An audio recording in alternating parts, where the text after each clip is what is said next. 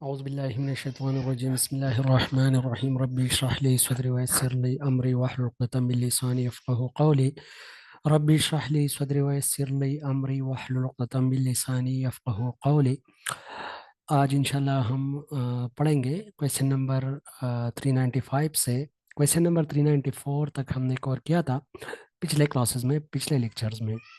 अच्छा जी, question number 395 है, what are the different models of curriculum development. तो अगर हम देखें तो करिकुलम डेवलपमेंट के बहुत से मॉडल्स हैं, लेकिन स्पेसिफिकली जो प्रोमिनेंट और जो इम्पोर्टेंट मॉडल है वो चार ही है, जो कि अक्सर इंटरव्यू में भी पूछे जाते हैं और जो कि इम्पोर्टेंट भी है।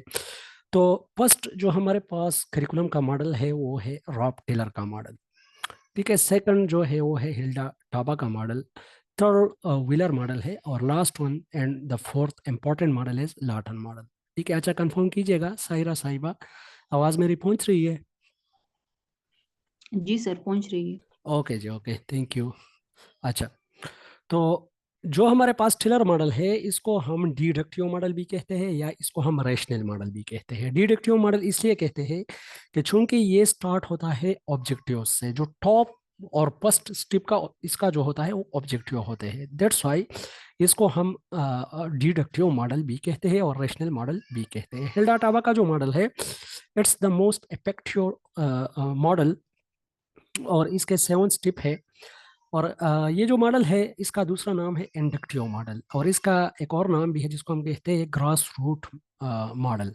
और ये एक ऐसा मॉडल है कि जिसमें जो स्टूडेंट के नीड्स होते हैं उससे ही ये स्टार्ट होता है, that's why it's called inductive model. ठीक है, तो जो रॉब टेलर का मॉडल है इसको हम टॉप डाउन मॉडल भी कहते हैं, जबकि हिल्डा टॉबा का जो मॉडल है इसको हम बॉटम टू टॉप भी कहते हैं या डाउन टू टॉप भी कहते हैं। ठीक है, व्हीलर मॉडल जो है इसको हम साइक्लिकल मॉडल कहते हैं, लाटन मॉडल को हम कल्चरल मॉडल भी कहते हैं, क्योंकि कल्चरल के अंदर जितने भी सिस्टम्स होते हैं, like political system, like economic system, like social system, तो ये सारे जितने भी सिस्टम है किसी भी सोसाइटी के अंदर, इसको देखते हुए लॉटन ने एक मॉडल लिया था कि ये मॉडल जो है इन सब जो हमारे पास ब्रॉड सिस्टम्स है इनको देखते हुए हमने अपने मॉडल जो है वो डिजाइन करना होता है। तो ये हमारे पास लॉटन मॉडल। अच्छा, क्वेश्चन नंबर 396 है, अपना माइक ऑफ कीजिएगा प्लीज। अच्छा, खिजरान शौकत साहब, आपका माइक ऑन था, अभी ऑफ हो गया, ओके थैंक यू। अच्छा जी, क्वेश्चन नंबर 396 है, what do you know about पियाजे थ्योरी। तो अगर हम देखें तो पियाजे थ्योरी जो है, पियाजे को हम जेनेटिक एपिस्टेमोलॉजिस्ट कहते हैं, क्योंकि इनका जो काम है ज़्यादातर सोशल सेक्टर की बजाय इनका जो काम है वो जेनेटिक पे या बायोलॉजी पे ज़्यादा है, दैट्स वाई इसकी जो थ्योरी है इसको हम स्टेज बेस्ड थ्योरी भी कहते हैं, और इसकी जो थ्योरी है इसको हम जेनेटिक एपिस्टेमोलॉजिस्ट भी कहते हैं। अच्छा, किसी का माइक अन है, काइंडली माइक ऑफ कीजिएगा। हादिया साहिबा please, please your mic off, okay जी, थैंक यू। अच्छा, तो जीन पियाजे was a Swiss psychologist who work 60 years on children cognitive development. इन्होंने स्पेसिफिकली जो बच्चों की कॉग्निटिव डेवलपमेंट है उस पर काम किया था 60 इयर्स तक। इवन इनके अपने जो बच्चे थे उस पर भी इन्होंने काम किया था, और इन्होंने कुछ तजर्बे किए थे बच्चों पे। ठीक है, he has also called genetic epistemologist. ये बहुत ज़्यादा इंपॉर्टेंट है, पेपर में आया हुआ है कई दफ़ा कि कौन सा फिलोसफर जो है वो या कौन सा एजुकेशनिस्ट जो है वो जेनेटिक एपिस्टेमोलॉजिस्ट है, तो वो पियाजे है। ठीक है, अच्छा जी, he has also called genetic epistemologist. His theory consists of 4 stages. First जो इसकी theory का स्टेज है वो है सेंसरी मोटर स्टेज। देखो, sensory motor stage, senses plus motor, दोनों चीजें इसमें जो है होगी। ये जो सेंसरी मोटर स्टेज है इसका जो ड्यूरेशन है वो है 2 ईयर तक। तो अभी 2 साल के बच्चे के जो करेक्टरिस्टिक्स होते हैं, जिस तरह एक तो इसी स्टेज के जो बच्चे हैं इसको जीन पियाजे ने लिटिल साइंटिस्ट का नाम दिया कि ये बच्चे जो है इसी इसी स्टेज में लिटिल साइंटिस्ट होते हैं। सेकंड, ये ट्रायल एंड एरर करते हैं, कोशिश करते हैं कि काम करे, बार बार कोशिश करते हैं, वो गलत भी हो जाते हैं लेकिन फिर भी वो हिम्मत नहीं हारते और वो ट्रायल करते हैं और फिर वो एरर करते हैं। ठीक है, अच्छा, रिफ्लेक्सेस, रिफ्लेक्सेस मीन कि जब हम उसकी किसी बॉडी के पार्ट्स को छूते हैं तो मतलब ऑटोमेटिकली इनवॉलेंट्री जो एक्शंस होते हैं वो एराइज होते हैं, ठीक है।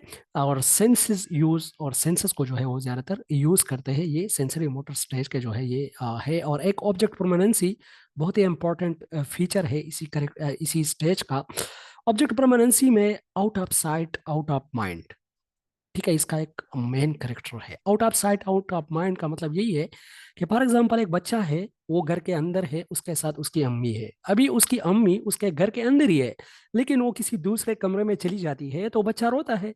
अभी उसके साथ है, वो घर में है, लेकिन वो बच्चा सोच रहा होता है कि ये जो मेरी अम्मी है ये कहीं चली गई है। तो that's called out of sight out of mind, या ऑब्जेक्ट परमानेंसी का ये जो करेक्टरिस्टिक है ये सेंसरी मोटर स्टेज का ही एक फीचर है। अच्छा, the second stage is pre operational stage.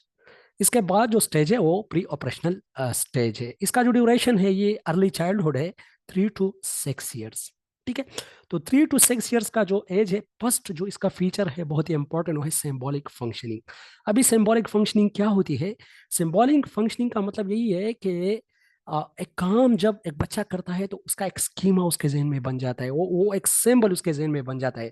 Symbolic वो चीजों को करने की कोशिश करते हैं, ठीक है। ईगोसेंट्रिक का मतलब यही है कि वो जो मैं सोच रहा हूँ ये सारी दुनिया सोच रही है। This is basically egocentric. बच्चा इसी एज पे ये सोच रहा है कि जो मैं हूँ, मैं करेक्ट हूँ तो सारी दुनिया भी करेक्ट है, जो मैं सोच रहा हूँ सारी दुनिया भी यही सोच रही है। This egocentric animism, attaching a living quality to non living thing. For example सर्दी है, अभी बच्चे के साथ या बच्ची के साथ गुड़िया है, तो उसको जो है चादर में लपेट के वो कहती कि इसको सर्दी लग रही है, तो अभी उसको तो सर्दी नहीं लगती, लेकिन ये एनिमिज्म है। या जिस तरह वो खाना खाता है या खाती है बच्ची है, तो वो खाने का नवाला जो है वो अपनी गुड़िया की तरफ भी वो पेश करता है, तो दिस एनिमिज्म, ठीक है। फिर उसके बाद है ट्रांसडेटिव रीजनिंग। ट्रांसडेटिव रीजनिंग इसको कहते हैं। ट्रांसडेटिव रीजनिंग का मतलब यही है कि ये relating unrelated thing. For example बच्चा कहता है कि ये जो कुत्ते हैं, कुत्ते की बार्किंग से आसमान पर ये बारिश बारिश जो है वो बरसती है। तो अभी कुत्ते की बार्किंग से बारिश के बरसने का कोई ताल्लुक नहीं है, मतलब वो रिलेटिंग अनरिलेटेड थिंग्स जो है वो रिलेट कर रहा है। अच्छा, सिंट्रेशन का मतलब यही है कि जो कॉम्प्लेक्स एक्टिविटीज होगी उसकी सिर्फ एक ही पहलू पे जो है वो उसको समझने की कोशिश करेगा, वो समझेगा, और जितने भी पहलूज है उसको या एक ही एलिमेंट को या एक ही सेंटर पॉइंट को वो समझेगा, और जितने भी उसके साथ अटैच्ड एलिमेंट्स है उसको बच्चा नहीं समझेगा। कंजर्वेशन प्रॉब्लम यहाँ पर होते हैं। कंजर्वेशन का मतलब यही है कि क्वांटिटी को वो क्वांटिटी पे ज्यादा फोकस करेगा, और क्वांटिटी को वो डिटरमिन मतलब उसकी जो डिफरेंसेस है उसको डिटरमिन नहीं करेगा। फॉर एग्जांपल दो ग्लासेस है, एक हाइट में ज्यादा है मतलब थोड़ा लंबा है, और एक थोड़ा चौड़ा है। अभी उसमें सेम अमाउंट ऑफ वाटर है, लेकिन अगर हम बच्चे को कहे कि कौन से ग्लास में पानी ज्यादा है, तो बच्चा क्या करेगा, वो जो हाइट में ज्यादा वाला गिलास है बड़ा, तो उसकी तरफ वो इशारा करेगा कि इसमें पानी ज्यादा है। तो this is something related to conservation, क्योंकि बच्चे को अभी ये पता नहीं चल रहा कि इसमें जो अमाउंट है वो सेम है। इरिवर्सिबिलिटी का मतलब यही है कि ये रिवर्सिबिलिटी की जो पावर है वो इसमें नहीं होगी। इसमें जीन पियाजे ने एक तजुर्बा किया था कि इसके जो बच्चे थे अपने बच्चों को ये स्कूल ड्रॉप करता था। एक दिन इन्होंने अपने बच्चों को स्कूल ड्रॉप किया, तो फिर बच्चों से पूछा कि बच्चों आपने घर आना है, तो बच्चे कहते कि नहीं हम तो नहीं आ सकते।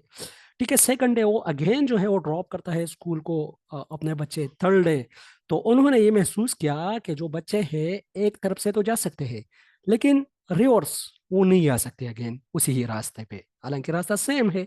ठीक है, फिर इन्होंने ये कहा कि जो बच्चे होते हैं वो ऑर्डर में चीज़ों को, फॉर एग्जांपल असेंडिंग ऑर्डर में वो चीज़ें रख रहे हैं, असेंडिंग में तो रख सकेंगे, लेकिन फिर डिसेंडिंग में वो अगेन उसको ऑर्गेनाइज नहीं कर सकेंगे। This is reversibility and irreversibility debate, ठीक है। अच्छा, क्लास इंक्लूजन। ये क्लास इंक्लूजन का मतलब यही है कि क्लासेस बनना, टेक्सोनॉमी, यहाँ से मुराद है टेक्सोनॉमी, मतलब डिफरेंट चीज़ों का अपना अपना एक class banana. For example colours है, हम उसको कहे कि रेड कलर जो है ये जुदा कर लो यहाँ से, तो वो यहाँ पर जो है कोशिश करेगा वो रेड कलर जो है वो जुदा करेगा। फिर ग्रीन कलर जो है वो फॉर एग्जांपल है, हम कहते हैं कि यहाँ से ग्रीन जो कलर्स है वो एक साइड पे रख लो, टॉल दूसरे साइड पे रख लो, ड्वार्फ जो है वो तीसरे साइड पे रख लो। तो ये क्लास इंक्लूजन जो है यहाँ पर ये डेवलप होती है। अच्छा, लैंग्वेज के लिए बहुत ही ज़्यादा इंपॉर्टेंट है, क्योंकि यहाँ पर इस जीन पियाजे के ऊपर एक क्रिटिसिज्म होता है वाइगास्की की तरफ से। चूंकि वाइगास्की जो है उन्होंने लैंग्वेज पे बहुत ज़्यादा फोकस की थी, और वो कहता है कि लैंग्वेज जो है वो फर्स्ट डेवलप होता है, देन उसके बाद जो कॉग्निटिव डेवलपमेंट है वो होती है। लेकिन यहाँ पर अगर हम देखें तो जीन पियाजे जो है ये कहता है कि 3 to 6 ईयर्स, मतलब 6 ईयर तक बच्चे की जो लैंग्वेज है वो डेवलप होती है। हालांकि वाइगास्की कहता है कि नहीं, 2 ईयर तक किसी भी बच्चे की जो फुल लैंग्वेज है वो डेवलप हो जाती है। ठीक है।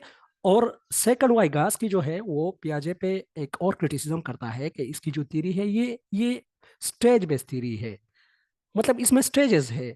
हो सकता है एक बच्चा जो है वो सेंसरी मोटर स्टेज का हो, लेकिन उसके कुछ कैरेक्टरिस्टिक हो सकता है प्री ऑपरेशनल स्टेज का हो, या हो सकता है एक बच्चा प्री ऑपरेशनल स्टेज का है और उसके कुछ कैरेक्टरिस्टिक कंक्रीट ऑपरेशनल स्टेज का या फॉर्मल ऑपरेशनल स्टेज का है। ठीक है, तो ये जरूरी नहीं है। लेकिन यहाँ पर बिल्कुल जिन पियाजे ने चीज़ों को ऑब्जेक्टिवली शो किया है और चीज़ों को फैक्स किया है। ठीक है। अच्छा, आवाज़ मेरी पहुंच रही है? Am I audible? जी मुदस्सिर भाई, जी जी, ओके आवाज आ फाइन। रही है। चलो शुक्र है कि आज थोड़ा गुजारा हो रहा है, इसलिए मैं भी खुश हूँ। अच्छा जी, फिर उसके बाद जो है हमारे पास थर्ड स्टेज जो है इस concrete operational stage from 7 to 12 year. 7 to 12 year अगर हम देखें तो ये जो एज है this is called late childhood age. ठीक है। इसमें एक मिडल जो है चाइल्डहुड एज भी है, वो 7 to 11 ईयर्स है। ठीक है। लेकिन लेट चाइल्डहुड एज जो है this is 7 to 12 years. Erik Erikson भी कहता है, वो भी इससे इत्तेफाक करता है कि ये 7 to 12 ईयर जो है this is late childhood age. और इसके बाद जो 13 to 20 ये एडोलेसेंस एज जो है this is very important. Erik Erikson इसके बारे में कहता है कि यहाँ पर बच्चे की जो आइडेंटिटी डेवलपमेंट होती है या आइडेंटिटी क्राइसिस आते हैं, आइडेंटिटी वर्सेस रोल कंफ्यूजन का उसका जो एक पेप स्टेज है उसकी थ्योरी का, वो भी बहुत ज़्यादा इंपॉर्टेंट है। तो 7 to 12 ईयर्स यहाँ पर कंक्रीट ऑपरेशनल स्टेज है जीन पियाजे की थ्योरी का। और इसके जो करेक्टरिस्टिक्स है वो लॉजिकल थिंकिंग, मतलब चीज़ों को लॉजिकली रीजनिंग बेस्ड पे, जिस तरह हमारी डिबेट जो सुबह के जो खिजरान भाई ने जो चैट का क्लास ऑन किया था, जो हम वॉइस चैट्स पे जो हमारी डिस्कशन क्लास हुई होती होती है, तो वहाँ पर बिहेवियर में हम थोड़े कंफ्यूज थे, कुछ सेंस नहीं बन रहा था वहाँ पर, कुछ लॉजिकल बातें नहीं आ रही थी, और लॉजिक बेस्ड बातें जो थी वो नहीं थी। मतलब लॉजिक का मतलब यहाँ पर है रीजन बेस्ड। ठीक है। तो यहाँ पर लॉजिकल थिंकिंग जो है वो डेवलप होना शुरू होती है। सॉरी जी। अच्छा, सीरिएशन, सीरिएशन का मतलब है चीज़ों को सीरियल बेसिस पे अरेंज करना। For example from descending to ascending, from ascending to descending. ठीक है। फिर कैटेगराइजेशन यहाँ पर होती है, चीज़ों को कैटेगराइज करना, टेक्सोनोमी समझ आ जाती है। डिसेंट्रेशन, जिस तरह हमने सेंट्रेशन कहा था, एक पहलू को बच्चा जो है वो समझता है, तो यहाँ पर ये बच्चा जो है different aspect of a single activity को समझने की कोशिश करता है। रिवर्सिबिलिटी भी इसमें आ जाती है। ठीक है। जिस तरह मैंने आप लोगों को कहा था कि एक बच्चा है वो एक रास्ते से जाता है तो उसी रास्ते से वापस आने का जो करेक्टरिस्टिक है ये भी डेवलप होगा। इसमें कंजर्वेशन के जो मैंने आप लोग को ग्लासेस का मिसाल दिया कि दो ग्लासेस है उसमें सेम अमाउंट ऑफ वाटर है, तो उसको भी अंडरस्टैंड करने की कोशिश करेगा। तो बच्चा जो है अभी 7 to 12 ईयर तक है। ठीक है। अभी 7 to 12 ईयर के बाद जो एज है तो this is the fourth stage is formal operational stage. और ये जो स्टेज है this is from 13 to 20 years. अगर हम देखें तो ये एडोलेसेंस एज है, और एडोलेसेंस एज ही इसको कहते हैं। Abstract thinking go beyond the physical thinking. Abstract thinking का मतलब यह है किसी चीज को देखते हुए उसकी जो मीटा क्वालिटीज है बियॉन्ड समथिंग, ठीक है, फॉर एग्जाम्पल अगर हम देखें किसी चीज को, तो हम उसके पीछे जो फोर्सेस है उसको समझने की कोशिश करते हैं कि ये चीज क्यों इस तरह इसलिए है, इसका शेप क्यों इस तरह है। ठीक है, दिस एब्स्ट्रैक्ट थिंकिंग। ठीक है। अच्छा, डिडक्टिव रीजनिंग भी यहाँ पर आ जाती है। From deductive reasoning from top to bottom, और from we can say from general to specific होगा या स्पेसिफिक टू जनरल होगा। डिडक्टिव रीजनिंग डिडक्शन है, फ्रॉम टॉप टू बॉटम है, तो ये जनरल टू स्पेसिफिक होगा। ठीक है। अच्छा जी, meta cognition mean cognition about cognition. Meta cognition मतलब उसकी जो थिंकिंग है वो थिंकिंग के बारे में thinking. Meta cognition mean thinking about thinking, cognition about cognition. And problem solving का जो है, प्रॉब्लम सॉल्विंग अगर हम देखें तो गेनी जो है टाइप्स ऑफ लर्निंग में प्रॉब्लम सॉल्विंग के बारे में कहता है कि it's the last quality of और the last type of learning, कि इसमें एक बच्चा जो है वो इसके काबिल हो जाता है कि वो प्रॉब्लम भी सॉल्व करना जो है वो शुरू कर जाता है। ठीक है। तो ये जिन पियाजे थ्योरी के बारे में मैंने आप लोगों को कुछ चीज़ें एक्सप्लेन की। और भी अगर किसी के जहन में कोई पॉइंट हो इसी हवाले से, they can share, we can also discuss at as well. जी, और इस पे यही दो क्रिटिक्स है। एक, जी जी, वालेकुम सलाम। सर, ये जो फर्स्ट स्टेज है ना, सेंसरी मोटर से स्टेज, इसमें आपने कहा कि लिटिल साइंटिस्ट का वर्ड यूज किया, तो ये हम प्री ऑपरेशनल स्टेज में यूज करते हैं कि उस स्टेज पे बंदे होते हैं, उसमें ये प्रॉपर्टी आ जाती है ना। अच्छा, ये प्री ऑपरेशनल स्टेज का एट्रीब्यूट है, आप ये फरमा रही है। सर मेरे ख्याल से तो जितना, जी जी जी, अच्छा अच्छा, ठीक है, चलो इसको कंफर्म कर इस लेंगे, ये इसको सर, कंफर्म कर लेंगे। बहुत ही वैलिड पॉइंट, बहुत ही अच्छा पॉइंट है जी। अच्छा, ओके जी, let's move toward question number 397। अच्छा जी, क्वेश्चन नंबर 397 है, how many districts are there in KP and Punjab. ठीक है।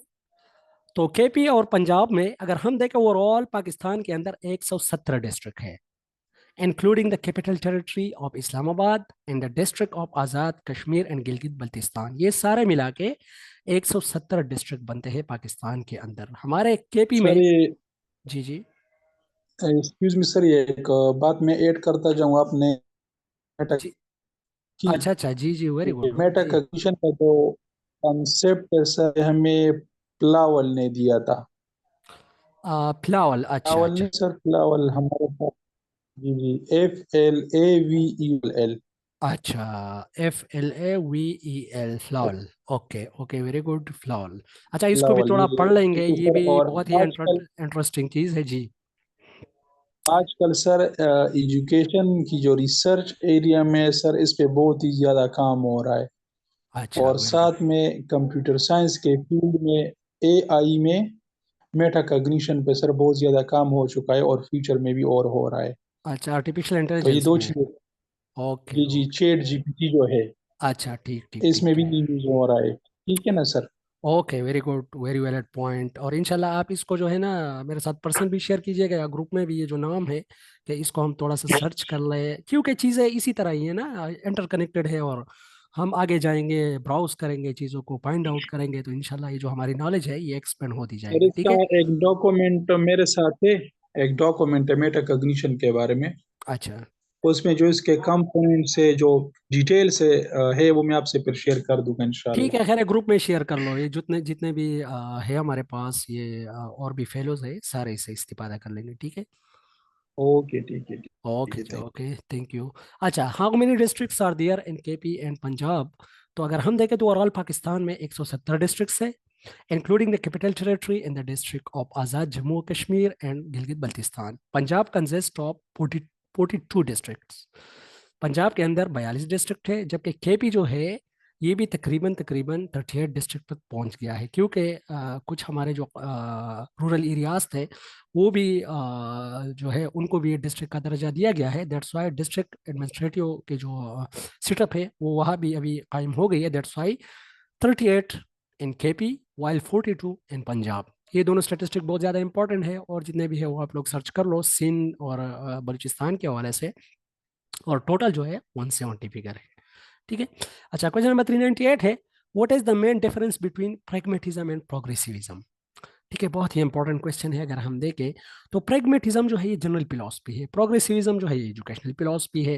प्रेगमेटिज्म भी इंटीग्रेशन, डेमोक्रेसी, डेमोक्रेटिक वैल्यूज की बात करती है, जबकि प्रोग्रेसिविज्म जो है ये भी डेमोक्रेसी, डेमोक्रेटिक वैल्यूज, इंटीग्रेशन और डेमोक्रेटिक वैल्यूज इन स्कूल की बात करती है। ठीक है, तो जस्ट एक ही फर्क है इसमें। प्रेगमेटिज्म जो है इसकी जनरलाइजेशन ओवरऑल सोसाइटी के ऊपर है, जबकि प्रोग्रेसिविज्म जो है इसकी जो जनरलाइजेशन है वो जस्ट स्कूल्स और एजुकेशनल एनवायरनमेंट के ऊपर है। और प्रैग्मेटिज्म का जो बानी है वो अलग है, और जो प्रोग्रेसिविज्म का जो बानी है वो जॉन डेवी है। अच्छा जी, pragmatism is a general philosophy while progressivism is an educational philosophy. Pragmatism founder was Senator Charles Fires, while the founder of progressivism is John Dewey. Pragmatism talking about the democratic values and change in society, while progressivism is talking about change, democratic principles and child development within school or educational environment. ठीक है, और अगर हम देखें तो pragmatism और प्रोग्रेसिविज्म जो है ये प्रैक्टिकल चीज़ों पे, P from practical and pre from pragmatism and progressivism. ठीक है, तो प्रैक्टिकल चीज़ों पे, जिस चीज़ की प्रैक्टिकलिटी ना हो तो ये इन पे फोकस नहीं करते। ये कहते हैं कि जब प्रैक्टिकलिटी होगी तो वही से ही हमारी जो ऑन्टोलॉजी है, जो हमारी रियलिटी है वो डेवलप होगी। ठीक है, उसको हम फाइंड आउट करेंगे। ठीक है, अच्छा जी, क्वेश्चन नंबर 399 है, what is self realization and self actualization? तो सेल्फ रियलाइजेशन को अगर हम देखें, खुद को झांकना, खुद के अंदर की जो स्ट्रेंथ और वीकनेसेस है, खुद की जो एनालिसिस है, उसको हम कहते हैं सेल्फ रियलाइजेशन।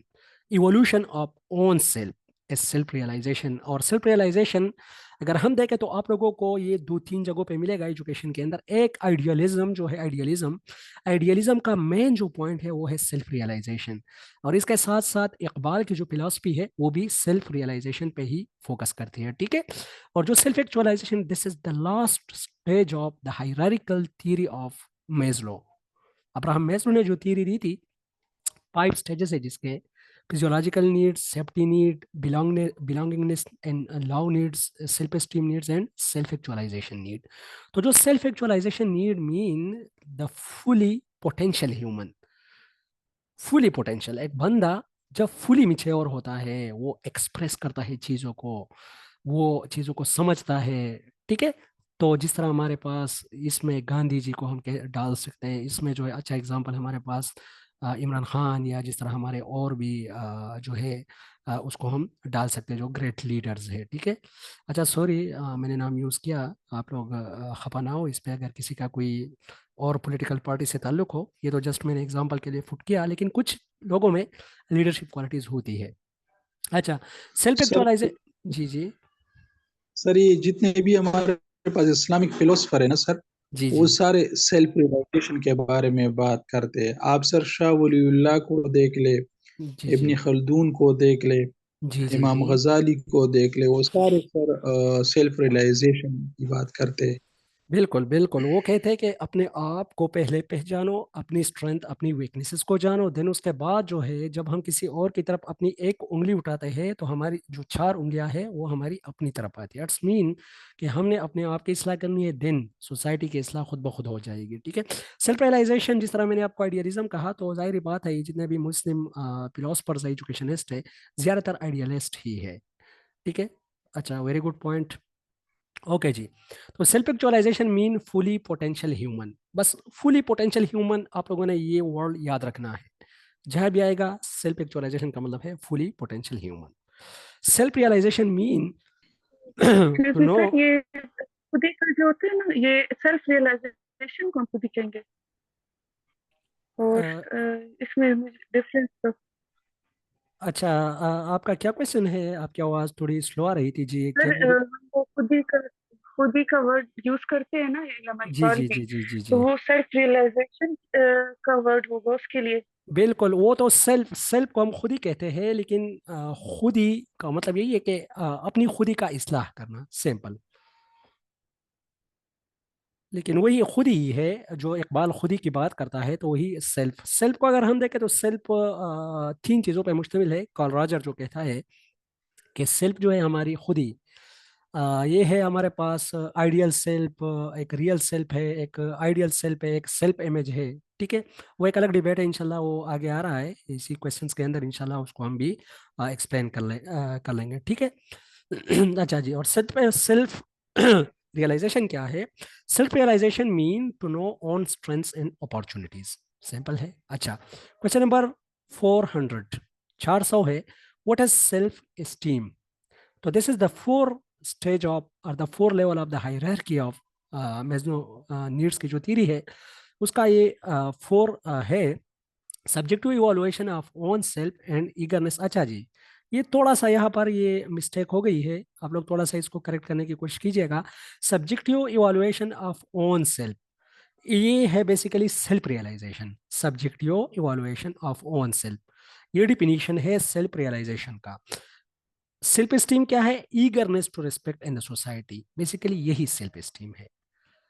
अगर आप लोगों से पूछा जाए कि आप लोग कौन से स्टेज पे हो, तो ज़्यादातर हम जो है वो सेल्फ एस्टीम स्टेज पे है, क्योंकि हम चाहते हैं कि सोसाइटी में हमारा इज्जत हो, हम अच्छे पोजीशन पे हो। ठीक है, तो सेल्फ एस्टीम जो है, this is the fourth stage of hierarchy needs theory of Maslow.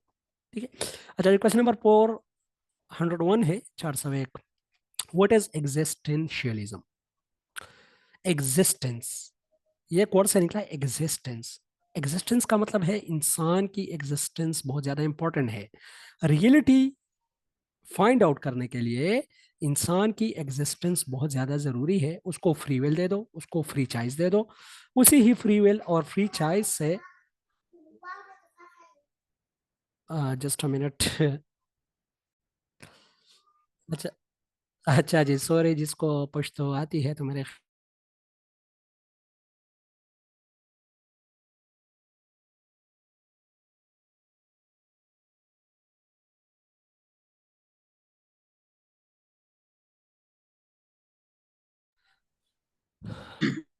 Sir के साइट पे नेटवर्क इशू है।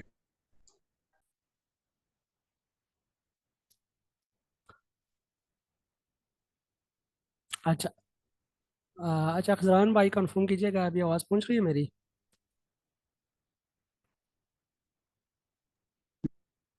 ये सर अच्छा अच्छा, ठीक है। तो हम एग्जिस्टेंशियलिज्म की बात कर रहे थे। ये जो हमारे पास एग्जिस्टेंशियलिज्म है, इसका मतलब यही है कि existence of the human is important. Human की जो फ्री विल, फ्री चॉइस ये होगी, तो वही से इंसान क्या करेगा? रियलिटी को ढूंढने की कोशिश करेगा खुद ही। ठीक है। डेनिश यंगेस्ट फिलोसफी है, इट्स फाउंडर इज सोरेन किकगार्ड है, and exponent was Jean Paul Sadre. Human has free will, free choice for discovering reality. ये बहुत ही इंपॉर्टेंट जो है एक पैराग्राफ है, एक लाइन है।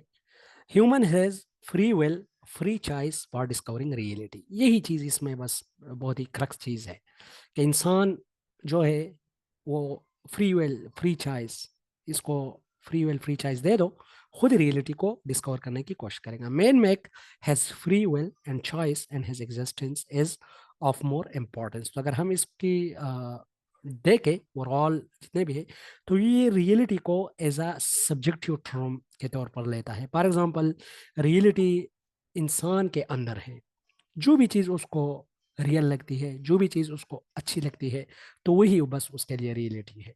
ठीक है, it mean reality as a subjective term. अच्छा जी, क्वेश्चन नंबर 402 है, what is the first first step in lesson planning? Formulation of objectives is the first step in lesson planning. अच्छा जी, क्वेश्चन नंबर 403 है, what is POSDCORB? तो POSDCORB अगर हम देखें, एक जगह पे जब मैं अल्लामा इकबाल ओपन यूनिवर्सिटी में अभी एंट्री टेस्ट दे रहा था, ये जो गेट एंट्री टेस्ट था, तो उसमें इस तरह का एक क्वेश्चन आया था कि पोस्ट कार्ब में कितने एलिमेंट्स हैं ऑफ मैनेजमेंट। ठीक है, तो सी ओ उन्होंने ये स्मॉल नहीं लिखा था। अगर सी ओ स्मॉल लिखा हुआ होता है फिर तो इजी है, लेकिन अगर ये भी कैपिटल लिखा हुआ हो तो फिर बंदा थोड़ा कंफ्यूज हो जाता है कि P1 O2 S3 D4 C5 and 6 7 8, तो फिर ये तो 8 बनते हैं: planning, organizing, stepping, directing, controlling, organizing, reporting and budgeting. लेकिन ये बेसिकली 7 ही एलिमेंट्स है। Planning, organizing, stepping, directing, coordinating, reporting and budgeting, हर एक की अपनी अपनी डिफिनीशन है, याद रखिएगा। बहुत ज़्यादा इंपॉर्टेंट है। हेडमास्टर, हेडमिस्ट्रेस, एसडीओ के इंटरव्यू के हवाले से कि प्लानिंग क्या है, प्लानिंग के टाइप्स क्या है, ऑर्गेनाइजिंग क्या है, इसकी स्पेसिफिक डिफिनीशन, स्टेफिंग क्या है, स्टेफिंग के अंदर जितने भी प्रोसेस है, एडवर्टाइजमेंट से लेके, फ्रॉम फाइंडिंग द वैकेंसी से लेके अप टू पेंशन, ये सारा जो किस्सा है ये बहुत ही इम्पोर्टेंट और बहुत ही लेंथी एक किस्सा है। इसको आप लोगों ने अंडरस्टैंड करना है। रिक्रूटमेंट प्रोसेस क्या है, रिक्रूटमेंट के अंदर ओरिएंटेशन क्या होता है, प्लेसमेंट क्या होता है, ठीक है, रिकमेंडेशन क्या होती है, ये सारे जो है आप लोगों ने अंडरस्टैंड करनी है। डायरेक्टिंग है, कोऑर्डिनेटिंग है, रिपोर्टिंग है, बजटिंग है। The term was used by Gulick and Urwick and it's also called elements of management. ठीक है। क्वेश्चन नंबर 404 है, what are 5 M's of management. तो 5 एम्स ऑफ मैनेजमेंट जो है वो है money, man power, machinery, methods and material. ठीक है। क्वेश्चन नंबर 405 है, differentiate scientific and operational management. Crack question, बहुत ही इंपॉर्टेंट क्वेश्चन। अगर हम देखें तो साइंटिफिक और ऑपरेशनल मैनेजमेंट दोनों थोड़े से मिलते जुलते हैं। Operational management plus max weber की जो है, ये तो बहुत ही सेम है क्योंकि दोनों मैनेजर सेंटर्ड है। लेकिन साइंटिफिक और ऑपरेशनल मैनेजमेंट में थोड़ा सा डिफरेंस है। दोनों को हम स्कूल ऑफ मैनेजमेंट भी कहते हैं, दोनों को हम पैराडाइम ऑफ मैनेजमेंट भी कहते हैं। ठीक है। देखो, साइंटिफिक मैनेजमेंट का मतलब है, ये दिया था टेलर ने, और इन्होंने कहा था कि जो वर्कर होंगे फैमिली के फैक्ट्री के अंदर, कारखाने के अंदर, ठीक है, तो उसको उसकी जब सिलेक्शन होगी वो भी साइंटिफिकली होगी, साइंस के तरीके से होगी। फिर उसकी जो प्रमोशन होगी वो भी साइंटिफिक तरीके से होगी। ठीक है। उससे जो काम लिया जाएगा वो भी साइंटिफिक तरीके से लिया जाएगा। उसकी जो मॉनिटरिंग होगी वो भी साइंटिफिक तरीके से होगी। मतलब सारी चीज़ें साइंटिफिक तरीके से होगी। और मैंने आप लोगों को पहले डिटेल में इसके लेक्चर दिए हैं, जिसमें इन्होंने बहुत ज़्यादा एक्सपेरिमेंट किए हैं फैक्ट्री के अंदर। कुछ मोशन स्टडीज़ भी थी उनमें, जो कि एक मियाँ बीवी है उन्होंने की थी। और उसमें उन्होंने कुछ वज़न उठाने के लिए कुछ जो है चीज़ें यूज़ की थी कि इतना वज़न उठाएगा तो इतना काम होगा, फिर इतना वज़न उठाएगा तो इतना काम। मतलब ये कि हर एक चीज़ को उन्होंने साइंटिफिक तरीके से एक्सप्लेन करने की कोशिश की है। सेकंड, इनका जो मेन स्लोगन है, अ फेयर डे पे for a fair day work. काम जितना ज़्यादा होगा, पैसे इतने अच्छे होंगे। ठीक है। तो मतलब इसका जो काम है, ज्यादातर फोकस जो है वो जस्ट पैसों के ऊपर है और जस्ट प्रोडक्शन के ऊपर है। इनको इंसान के जो नीड्स है इनका कोई एहसास ही नहीं है कि what the human is, what are the basic needs of a human. ठीक है। तो इसीलिए ये फिर ये इस पे यही सबसे बड़ा क्रिटिसिज्म है। और आगे एक और स्कूल ऑफ थॉट जिसको हम कहते हैं Elton Mayo, human relation perspective of management. और इन्होंने स्ट्रांगली क्रिटिसाइज किया है इन दोनों स्कूल ऑफ थॉट्स को, कि यहाँ पर तो इंसान से जस्ट लाइक अ मशीन काम लिया जाता है। ठीक है। तो दैट्स वाई इंसान के कुछ स्पेसिफिक नीड्स होते हैं, तो उन नीड्स को भी एड्रेस करना चाहिए। जॉब सिक्योरिटी होनी चाहिए, कंपेंसेशन होने चाहिए। अच्छा जी, scientific management model was given by Frederick Winslow Taylor, also called classical management or Taylorism. It has the slogan, fair day pay for a fair day work, having 4 principles. इसके 4 principal है। Replace working by rule of thumb, replace working by rule of thumb. Rule of thumb का मतलब यही है कि आपने just काम जो है वो उंगली से बताना है कि ये काम आपने करना है, ये आपने करना है, ये आपने करना, बस बात खत्म। ठीक है। यहाँ पर फैक्ट्री के अंदर क्या होगा, काम होगा, हर एक को काम सिखाया जाएगा कि आपने ये काम करना है, आपने ये काम करना है, बस बात खत्म। साइंटिफिक सिलेक्शन ऑफ वर्कर होगी on the basis of motivation and capabilities. Monitoring, अच्छा मोटिवेशन यहाँ पर क्या होगी, जो काम ज़्यादा करेगा तो उसको मोटिवेट किया जाएगा, जो काम कम करेगा। ठीक है। इनके जो एक्सपेरिमेंट है अगर आप लोग उसको पढ़ लो तो आप लोग को पता चल जाएगा कि ये ह्यूमन को just as like a machine जो है वो ट्रीट करते हैं। और जस्ट इनका जो कंसर्न है वो प्रोडक्शन के साथ है। Monitoring of work performance and provide instructions, and the last one is division of work. ठीक है। अच्छा, ऑपरेशनल मैनेजमेंट जो है ये हेनरी फॉयल की है, जिन्होंने 14 प्रिंसिपल्स और 14 एलिमेंट ऑफ मैनेजमेंट भी दिए हैं। Operational management is also called manager center और modern management. The founder of this management was Henry Fayol.